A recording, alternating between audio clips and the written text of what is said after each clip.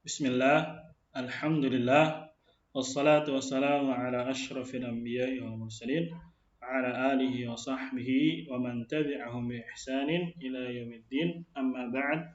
Ikhwani fillah, rahimani wa rahimakumullah. Setelah pada pekan yang lalu atau pertemuan yang lalu di bab pertama kita sudah membahas pengertian ilmu nahwu, ya. Kemudian juga kita bahas temannya yaitu ilmu sharaf. Nah, insyaallah pada kesempatan kali ini di bab kedua kita akan masuk tentang al-kalam. Tentang kalam. Di bab kedua tentang kalam.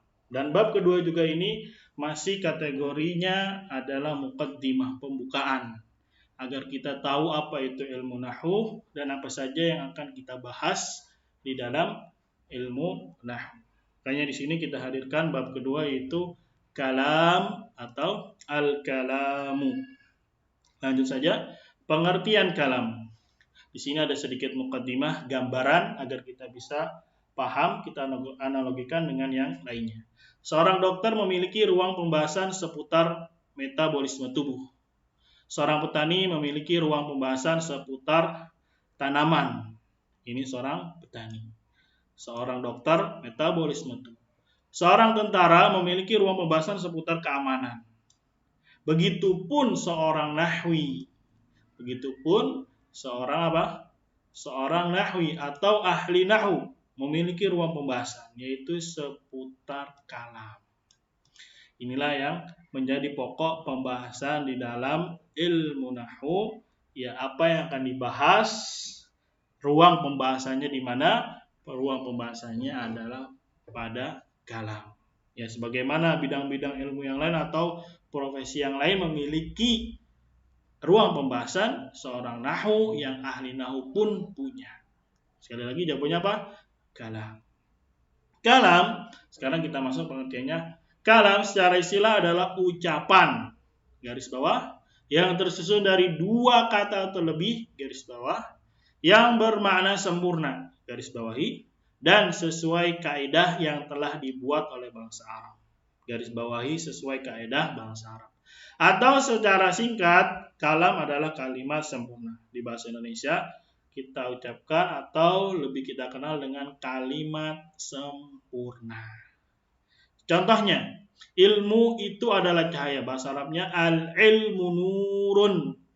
Ilmu itu adalah cahaya. Ini disebut kalam karena kita ucapkan lebih dari dua kata, sudah sempurna maknanya dan sesuai dengan kaidah bahasa Arabnya.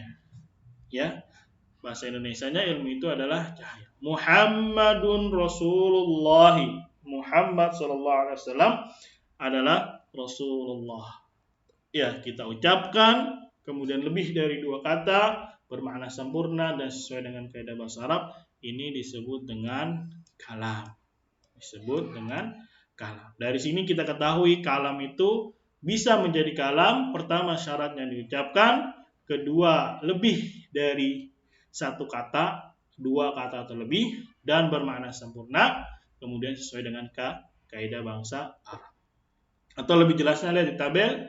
Jika ucapan atau kalimatnya tidak sempurna, maka tidak bisa dikatakan sebagai kalam. Contohnya, baitun, kita ucapkan baitun, artinya apa? Rumah. Tapi apakah dia kalam? Bukan. Alasannya apa? Karena hanya terdiri dari satu kata. Ya, hanya terdiri dari satu kata. Tidak dikatakan kalam. Idza hadaral ustadzu, artinya apabila telah datang ustaz. Ya, ini pun tidak dikatakan kalam. Walaupun kita ucapkan lebih dari dua, ya, tidak dikatakan kalam. Kenapa alasannya? Karena masih ada pertanyaan, ada apa jika ustaz datang? Kalimatnya belum sempurna, masih butuh kalimat penjelas. Kalimatnya belum sempurna, sehingga tidak dikatakan kalam. Misalkan di dalam bahasa lain kita ucapkan this is a book, ini adalah sebuah buku. Walaupun di bangsa Inggris kalimat ini sempurna, tapi di bahasa Arab tidak dikatakan kalam. Alasannya apa? Karena tidak sesuai dengan kaidah bahasa Arab. Walaupun di lughah lain itu dikatakan kalam, tapi di bahasa Arab dia tidak dikatakan kalam. Walaupun diucapkan lebih dari 2 dan bermakna, tapi kalau tidak sesuai dengan kaidah bahasa Arab, maka tidak dikatakan sebagai kalam. Ini pertama tentang pengertian kalam. Kemudian unsur penyusun kalam. Kalimat sempurna, sekarang kita mau bedah. Apa saja unsur penyusunnya? Apa saja unsur penyusunnya dari yang terkecil sehingga menjadi kalimat yang banyak. Kalau ditinjau dari unsur penyusunnya, dari yang terkecil, perhatikan dari yang terkecil adalah sebagai berikut. Yang pertama, al-harfu huruf. Huruf bersama huruf lainnya terbentuklah yang kedua, al-kalimah, kata. Kata bersama kata lainnya terbentuklah al-jumlah atau kalimat. Inilah unsur dari yang terkecil. Misalkan di sini ada kalimat al-ilmu nurun. Ya, kita preteli yang terkecilnya apa? Huruf alif, lam, ain. Ya, kemudian dari huruf ke huruf ini tersusunlah apa? Kata, itu al-ilm. Kata dengan kata lain di sini nurun, dua kata terbentuklah apa? Satu kalimat sempurna. Ini kalau ditinjau dari apa? Unsur penyusun kalam. Dari yang terkecil huruf, kemudian terbentuklah kalimat atau terbentuk kalimah atau kata, kemudian jumlah atau kalimat. Jadi dipahami? Kemudian al-harfu huruf ini yang tadi satu-satu alif, ba, ya dan selanjutnya tidak dibahas di dalam ilmu nahwu karena dia akan dibahas secara khusus misalkan di bab makharijul huruf pada ilmu tajwid. Ya karena dia huruf satu-satu, hijaiyah, tidak dibahas. Adapun al-jumlah atau kalimat, perhatikan al-jumlah itu artinya kalimat. Adapun al-kalimah itu artinya kata. Adapun al-jumlah atau kalimat akan dibahas setelah al-kalimah kata. Jadi ini tidak dibahas.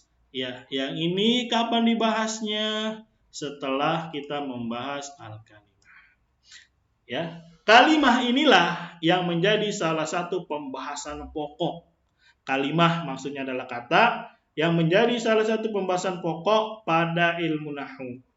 Dan akan kita kupas pada bab-bab selanjutnya. Jadi yang inilah yang akan kita bahas lebih dalam apa saja kalimah atau kata.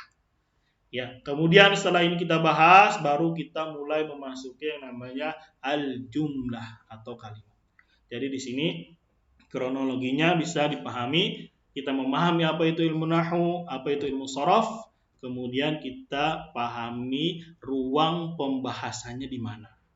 Ruang pembahasannya adalah kalam dan pokok pembahasannya di mana? Di al-kalimat.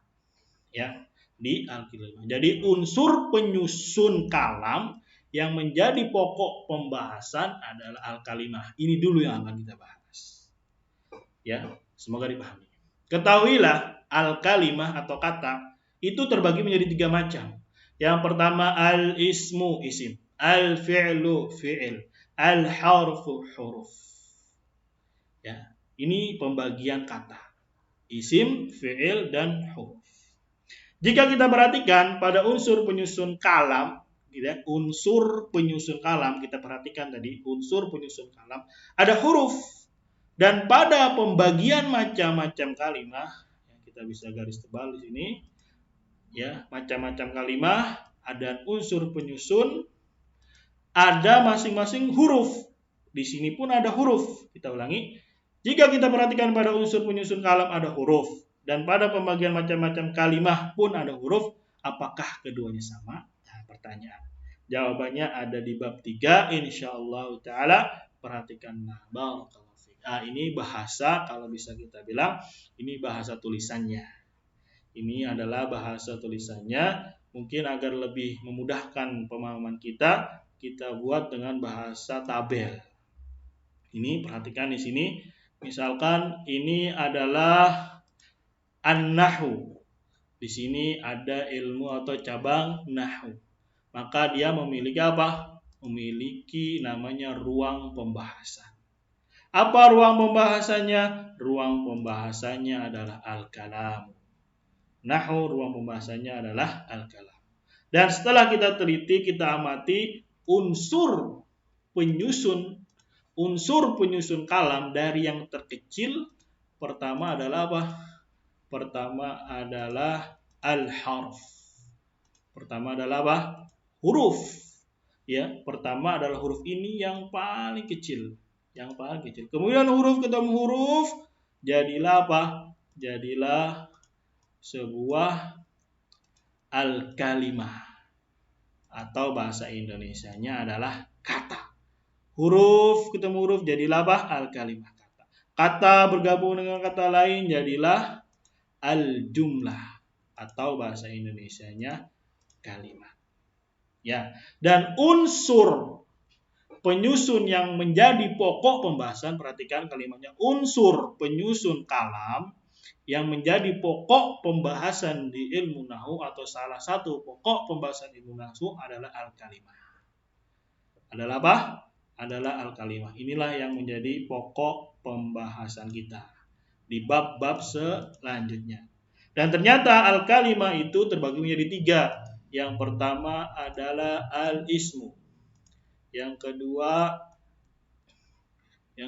adalah al-fi'lu. Dan yang ketiga adalah apa? Al-harf. Pertanyaannya, di sini ada huruf. Di sini ada huruf.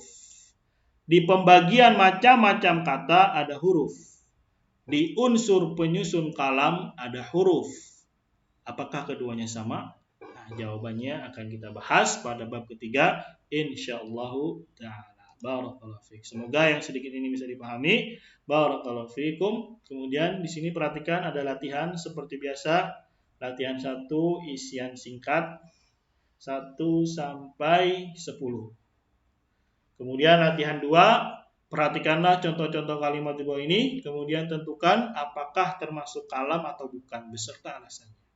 Misalkan la ilaha illallah artinya tidak ada ilah yang berhak disembah selain Allah. Termasuk kalam atau bukan? Kalau kalam di checklist, kalau bukan disilang.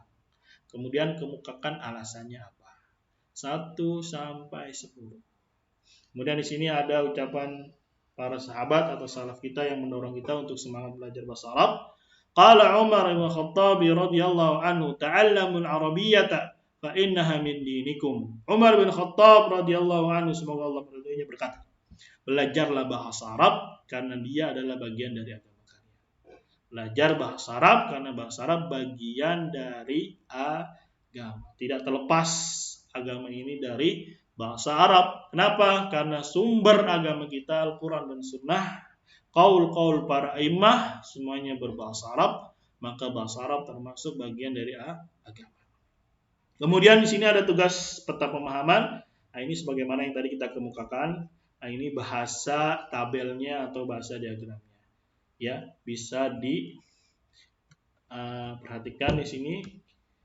Ya, kurang lebih seperti ini bahasanya, tinggal dilengkapi. Agar mungkin dengan bahasa seperti ini lebih mudah dipahami. Kemudian ada galeri istilah, kalam apa, nahwi apa, kalimah apa, dan jumlah apa.